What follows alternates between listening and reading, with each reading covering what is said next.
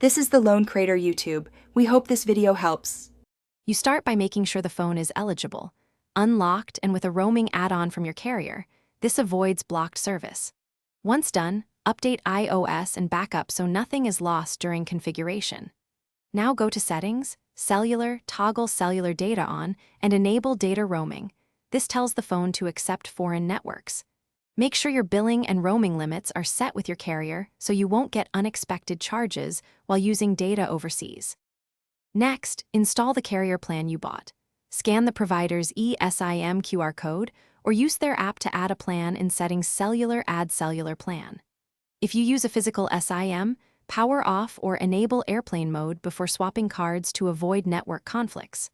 Once the plan appears, set which line is primary for voice or data and verify APN settings if data won't connect. If automatic network selection fails, manually pick a local carrier from the network selection menu. Finish by checking cellular usage in Settings Cellular so you can cap heavy apps and avoid surprise bills.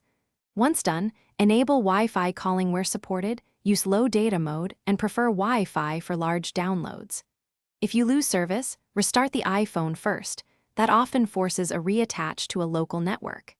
If restarting doesn't help, reset network settings to clear stale configs, and if problems persist, contact your carrier with your IMSI or eSIM details for a quick resolution. Thanks for watching. Consider subscribing if we helped you.